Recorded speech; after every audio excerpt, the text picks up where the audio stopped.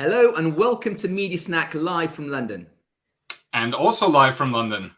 Hey Stefan, good to see you. How are you today? Good. It's Friday. Always good to be here on a Friday. Good man. Listen, we've got an interesting topic today to discuss.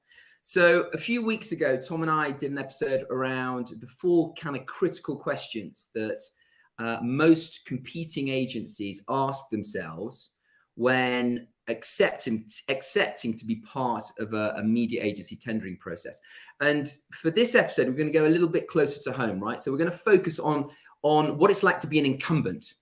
And in particular, if you're a brand or media director, what is going through the incumbent's mind when you're putting the media business up for review? And we're going to interrogate some of the benefits of being incumbent. We're going to interrogate some of the disadvantages or challenges of being an incumbent within a media tendering process. And then as usual, Stefan, at the end, I'm hoping you're going to be able to give those media directors and brand leaders 3 or 4 tips to think about when they are considering a media review and what their media incumbent agency should be thinking. So all on today's Media Snack. Welcome to Media Snack, the live weekly show where we unpack the important questions that you all have about media, agencies, marketing and more. If you're new to the channel, it's great to have you join us. Subscribe below to get alerts of all upcoming weekly episodes.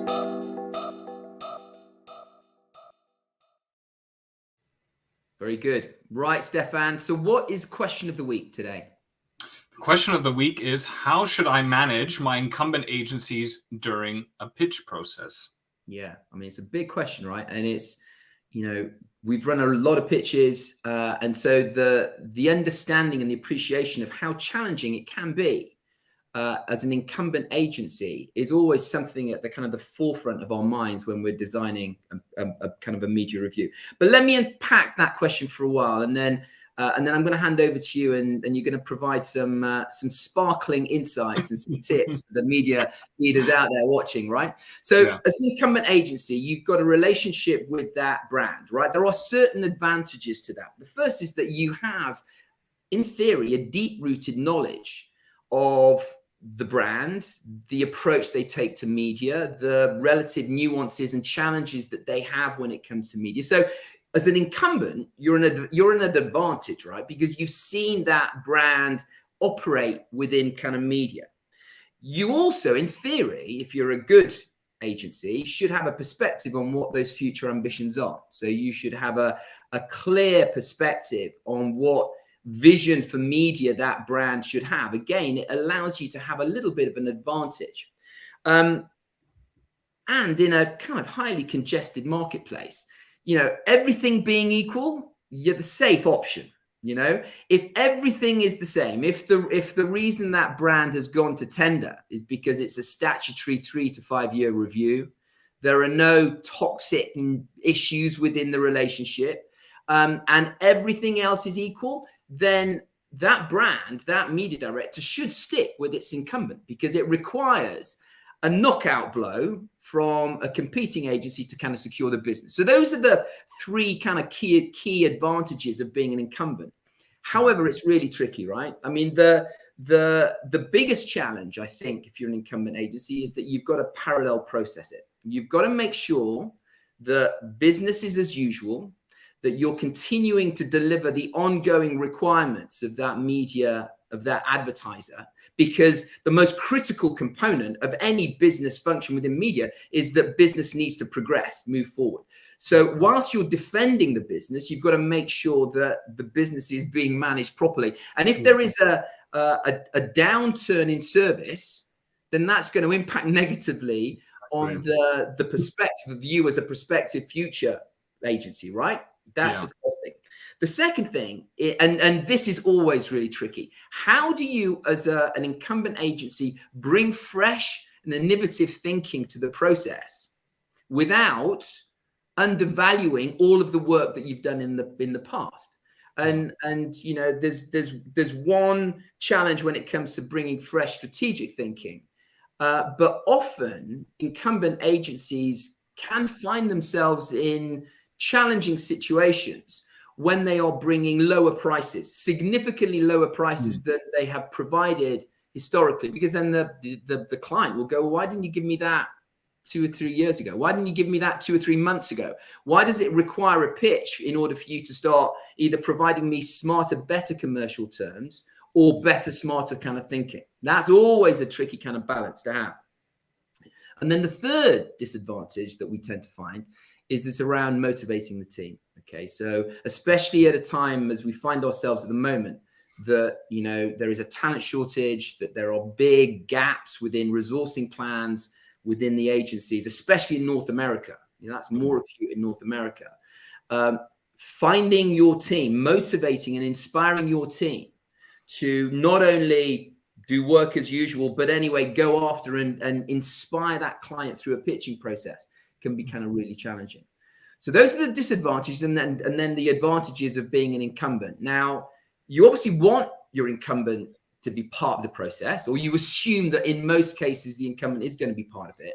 If you're an advertiser, Stefan, if you're a brand and media leader, what should you be thinking to perhaps encourage greater leaning in from your incumbent agency, and by being sensitive to kind of the situation? What are the tips that you would kind of share with a media leader?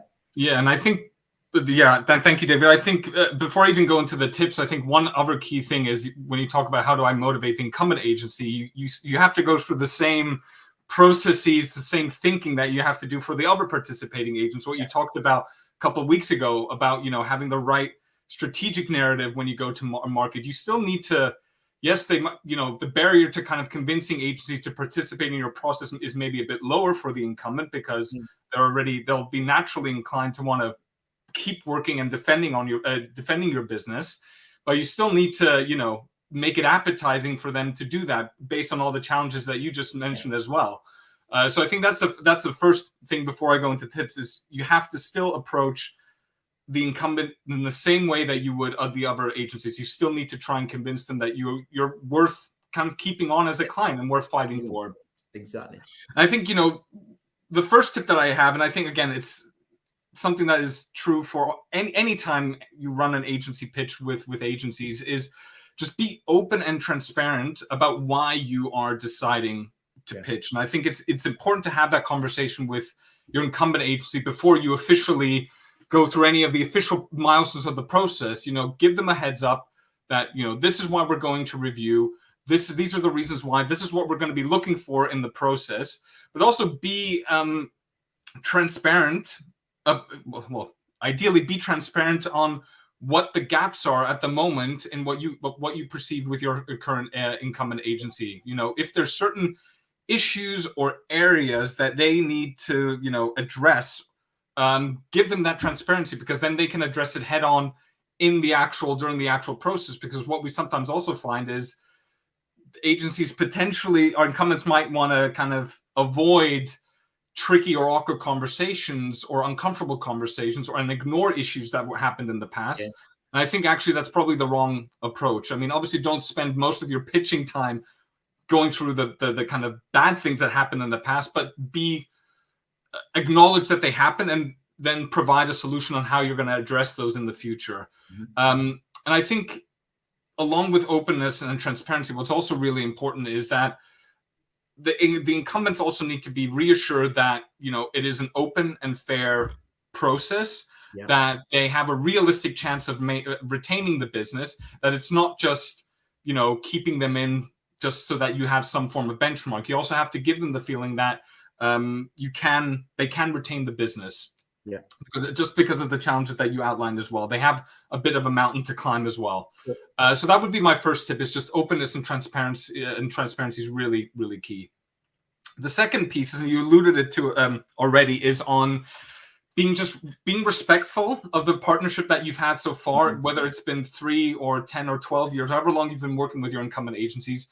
Be respectful that they are still your current agency, and be cognizant of the day-to-day, the challenges of running a pitch and also running your day-to-day. And I think that is kind of a very tangible way of doing that, is just be mindful when you ask them to do certain things during the pitch process, just be mindful of, okay, well, they're actually, for example, you might be launching a big campaign right as you're preparing, I don't know, final presentations or something like that. You just have to be careful that if you want something from them, that you give them advance notice so that they can prepare and that they don't become too overwhelmed. So it's about being, just respectful of their time and the effort that they're running, of the work that they're doing on your business at the moment. But this is the third tip. It's also very, very important to provide to have a strict separation between what's happening in the pitch process and with what's happening on the day-to-day. And that's, again, purely for fairness and transparency's sake, because obviously, as you mentioned, David, you're still working day-to-day with the client. You're speaking with each other on a day-to-day basis. And there's always the danger that there might be certain side conversations that happen, maybe less so virtually, but especially with everyone going back into the office, those side-to-side conversations, the potential for those is just increasing. And you need to make sure that you have strict communication protocols in place, not just for the agency to adhere to, but also to your entire internal team, because you can't have anybody from your internal team giving, I don't know, insider information to the incumbent, because you want to make sure that all the participating agencies are working on a level playing field. So I think that's really, really, really, really critical.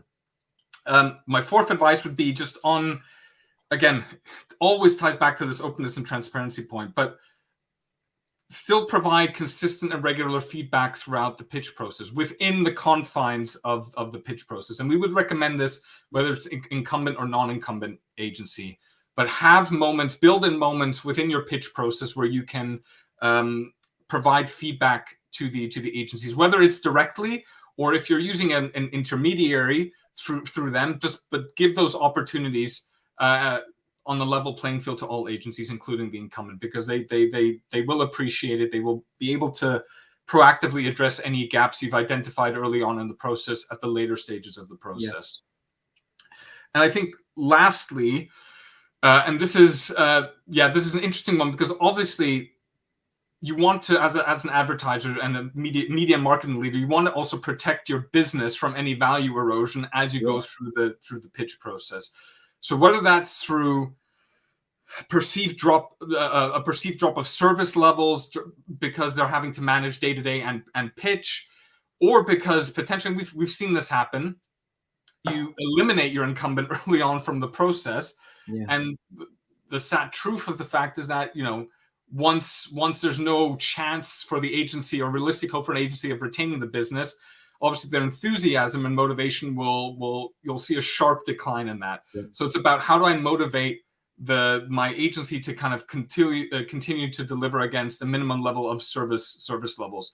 And there's different ways that you can do that. One of the easiest ways, and I know everything comes back to money, but it is maybe the most basic kind of motivator there is.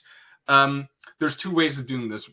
In an ideal world, you might already have some form of incentivization PRIP mechanism in place with your agency, and then you can hold the agency accountable until the end of contract through that incentivization scheme, whether it's through the service evaluation delivery or the pricing delivery, whatever it might be, however your mechanism is structured. But that's a very easy way of kind of giving a little bit more incentive to them to deliver to the highest level.